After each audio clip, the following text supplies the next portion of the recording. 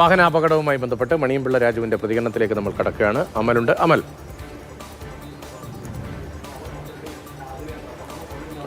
എന്താണ് അദ്ദേഹം പറയുന്നത്? ഇന്നലെ രാത്രി നടന്ന അപകടത്തിന്റെ CCTV ദൃശ്യങ്ങൾ കൂടി പുറത്തേക്ക് വരികയാണ്. ആ CCTV ദൃശ്യത്തിൽ എങ്ങനെയാണ് അപകടമുണ്ടായത് എന്നുള്ള കാര്യം വ്യക്തമാകുന്നു. ഇന്നിപ്പോൾ രാവിലെ പോലീസ് സ്റ്റേഷനിലെത്തി ശേഷം ഇപ്പോൾ വീട്ടിലേക്ക് മടങ്ങിയെത്തിയിട്ടുണ്ട് മണിയമ്പിള്ള രാജു. പോലീസ് സ്റ്റേഷനിൽ പോയിരുന്നു. ഇപ്പോൾ ഒരു CCTV ദൃശ്യം പുറത്തു വന്നു. ആ ദൃശ്യം കണ്ടിരുന്നു? ഞാൻ കണ്ടു. അത് കണ്ടപ്പോൾ നമുക്ക് സത്യസന്ധമായിട്ട് മനസ്സിലായല്ലോ സംഭവം. ഞാനിതിനകത്ത് തെറ്റുകാരനല്ല. ഞാൻ വളരെ സ്ലോ ആയിട്ട് ഓടിക്കുന്ന ആളാണ്. എനിക്ക് വേറെ ഡ്രൈവറില്ല. ലോങ് ട്രിപ്പ് പോകണമെങ്കിൽ മാത്രമേ അങ്ങനെ സ്വന്തമായിട്ട് വണ്ടി പൊന്നുപോലെ സൂക്ഷിക്കുന്ന ആളാണ്.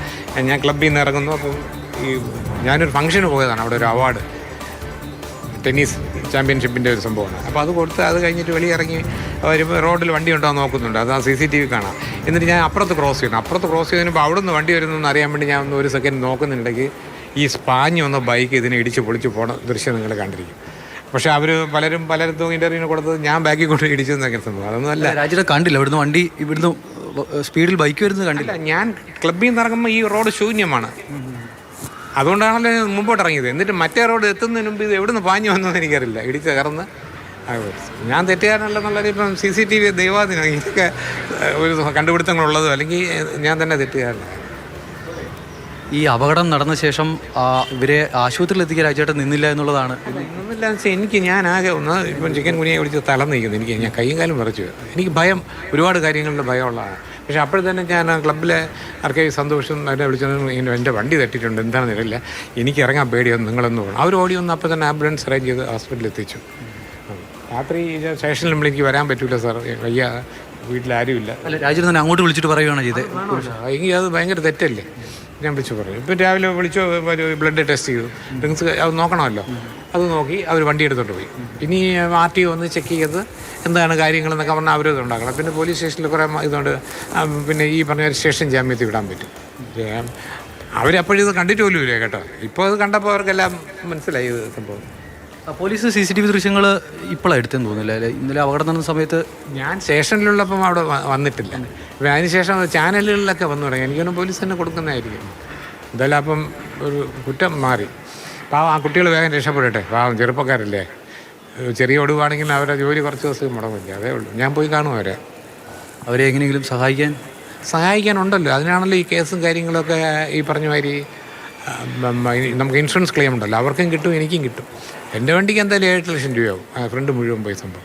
ഈ ബൈക്കിന് കുറച്ച് പൈസ ആവത്തുള്ളായിരിക്കും. അവരും എനിക്ക് എന്താണ് ജോലിയുള്ളവരാണോ പഠിക്കുന്നവരല്ല, എന്താ അവരുമായിട്ട് ബന്ധപ്പെട്ടിരുന്നു? നല്ല ചോദ്യം തന്നെ. വെളുക്കുന്ന ഒരു രാമായണം വായിച്ചിട്ട് ഏതോ ഒരാളൊന്ന് വണ്ടി ഇടിച്ച് അവരെ ആംബുലൻസ് ഹോസ്പിറ്റലിൽ കൊണ്ടുപോയി. അവരായിട്ട് എങ്ങനെ ബന്ധപ്പെടാൻ പറ്റും? ഒരാൾ പോസ്റ്റ് ഓപ്പറേറ്റീവ് വാർഡിലാണ്. ഞാൻ പോയി കാണും.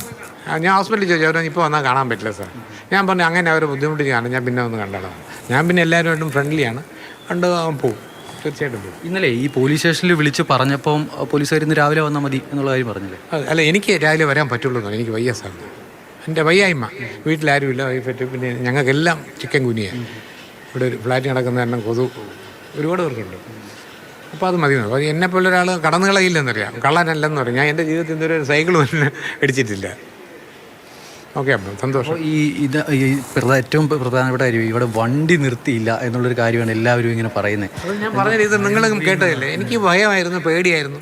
ഞാൻ അപ്പോൾ ഇറങ്ങിയിരുന്നെങ്കിൽ എനിക്ക് എന്നെ കൊണ്ട് ഒരാളെ എടുത്ത് പൊക്കാൻ പോലും പറ്റില്ല. എൻ്റെ അങ്ങനെ സംഭവം ഇപ്പം അതായി. ഇനി CCTV വന്നപ്പോൾ അത് മാത്രം കണ്ടില്ലെന്ന് പറഞ്ഞാൽ ഇനി അടുത്ത ഇഷ്യൂ നിങ്ങൾ അങ്ങനെയൊന്നും ഇല്ല കേട്ടോ. വണ്ടി ഇരിക്കുമ്പോൾ ഇങ്ങനെയൊക്കെ സംഭവിക്കും. ആരെങ്കിലും ഞാൻ റോഡിൽ വീണാലും എന്നെ ആരെങ്കിലും കൊണ്ടുപോകും ഹോസ്പിറ്റലിൽ. അല്ല എൻ്റെ വീട്ടുകാരും നാട്ടുകാരൊന്നും നിൽക്കുന്നില്ല. അത് കുഴപ്പമില്ല. അവർക്ക് എന്തായാലും സമയത്ത് നല്ല ഹോസ്പിറ്റലിൽ എത്തി എല്ലാം റെഡി ആയിട്ട് സംഭവം. ഞാൻ തന്നെ പോകണമെന്നില്ല, ഞാൻ വിളിച്ച് പറഞ്ഞിട്ട് അവർ പോയല്ലോ. അപ്പോൾ തന്നെ ക്ലബ്ബിൽ അറിയിച്ചായിരുന്നു ആരെങ്കിലും അറിയില്ല. അപ്പം തന്നെ ഞാൻ ആ ഫംഗ്ഷനുള്ള ശാസ്താമംഗലം മോഹൻ, RKV സന്തോഷ്, അവരെയൊക്കെ വിളിച്ച് പറഞ്ഞു.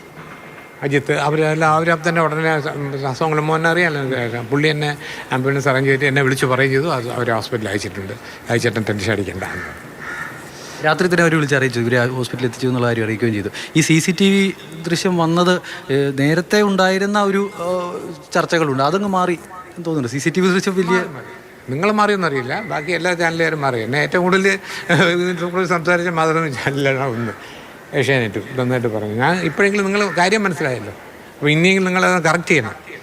ഞാൻ നിങ്ങളുടെ സഹായം അഭ്യർത്ഥിക്കില്ല, സത്യമായിട്ട് തന്നെ പറയണം. ആദ്യം നിങ്ങളും തെറ്റിദ്ധരിച്ചു, എല്ലാവരെയും പോലെ. അല്ല, സ്വാഭാവികമായും അങ്ങനെ ഒരു അപകടം ഉണ്ടാകുമ്പോൾ നമ്മൾ വിചാരിക്കുമല്ലോ വാഹനം നിർത്താതെ പോയി എന്നൊക്കെ പറയുമ്പോൾ സ്വാഭാവികമായിട്ടും അതാണല്ലോ ഇപ്പോൾ CCTV ദൃശ്യം പുറത്തു വന്നു. അപ്പോൾ ആ ദൃശ്യങ്ങൾ നമ്മൾ കൃത്യമായി തന്നെ കാണിക്കുന്നുണ്ട്. ഓപ്പറേറ്റ് ചെയ്തു. ഇപ്പം നിങ്ങൾക്ക് പറഞ്ഞാൽ മനസ്സിലായില്ലേ, ആംബുലൻസ് അറേഞ്ച് ചെയ്തു, പോലീസ് സ്റ്റേഷനിൽ വിളിച്ചു പറഞ്ഞു. പോലീസ് സ്റ്റേഷനിൽ വിളിച്ചു പറഞ്ഞു 9:30 ഇവിടെ വരണം, സ്റ്റേഷനിൽ ജാമ്യം എടുക്കണം, ഇത് ചെക്ക് ചെയ്യണം, വണ്ടിയും കൊണ്ടുവരണം എന്ന് പറഞ്ഞു. വണ്ടി നിങ്ങൾ എടുക്കരുത്, ഞങ്ങൾ തന്നെ പോലീസേ എടുക്കുള്ളൂ എന്ന് പറഞ്ഞു. നമ്മൾ ശരി അങ്ങനെ അവരൊന്നും എടുത്തു പോയല്ലോ. അങ്ങനെയാണ് ഇനി എൻ്റെ പ്രൊസീജിയർ ഉണ്ടോ. വണ്ടിയിൽ നിന്ന് ഒരു സാധനം എടുക്കാൻ പാടില്ല, അതിനകത്തൊന്നുമില്ല, ഇവിടെ ഗ്ലാസോ കുപ്പിയൊക്കെ ഉള്ളൂ. ചില വണ്ടിയൊക്കെ പിടിക്കുന്ന നല്ല കുപ്പിയൊക്കെ കിട്ടുമല്ലോ, എൻ്റെ അതിനകത്ത് അങ്ങനെ ഒന്നുമില്ല. അങ്ങനെ അവർ തന്നെ വന്നു, നമ്മളെ ഓടിക്കാൻ സമ്മതിക്കില്ല. വണ്ടി അവർ തന്നെ ഓടിച്ചോട്ടു. ഇനി RTOക്കാർ വന്ന് അതെല്ലാം ചെക്ക് ചെയ്ത് ബ്രേക്ക് ഉണ്ടോ, അതുകൊണ്ട് പിന്നെ അവർക്കും ഈ CCTV കാണാമല്ലോ എല്ലാവർക്കും. ചില ചർച്ചകളൊക്കെ നടന്നത് ഈ അപകടമുണ്ടായ സമയത്ത് മദ്യപിച്ചിരുന്നോ എന്നൊക്കെയുള്ള ചർച്ചകളൊക്കെ സമൂഹ മാധ്യമങ്ങളിലൊക്കെ ഇങ്ങനെ നടക്കുന്നുണ്ട്. ഞാൻ 2024 നിർത്തിയ ആളാണ്. ഈ ക്യാൻസർ വന്നതിന് ശേഷം കഴിക്കാൻ പാടില്ലെന്ന് പറയും. മണിയമ്പിള്ള രാജുവിൻ്റെ പ്രതികരണമാണ്. അമലാണ് ആ പ്രതികരണം തേടിയത്. നേരത്തെ ഉണ്ടായിരുന്ന തെറ്റിദ്ധാരണകളാണ്, അങ്ങനെയല്ല. നേരത്തെയും വന്ന വാർത്തകളിലുമൊക്കെ സ്വാഭാവികമായി ഉണ്ടായിരുന്നു വാഹനം നിർത്താതെ പോയി എന്നത്. അക്കാര്യത്തിൽ വലിയ സംശയമുണ്ടായിരുന്നു. പക്ഷേ ആരോഗ്യസ്ഥിതി മോശമായിരുന്നു. അവിടെ ഉണ്ടായിരുന്ന ആളുകളെ അറിയിച്ചിരുന്നു. തൻ്റെ സുഹൃത്തുക്കൾ തന്നെയാണ് ആംബുലൻസ് അറേഞ്ച് ചെയ്ത് ആശുപത്രിയിലേക്ക് മാറ്റിയത് എന്നടക്കമുള്ള കാര്യങ്ങൾ പോലീസുമായും ആശയവിനിമയം നടത്തിയിരുന്നു എന്നാണ് ഇപ്പോൾ മണിയമ്പിള്ള രാജു വിശദീകരിക്കുന്നത്.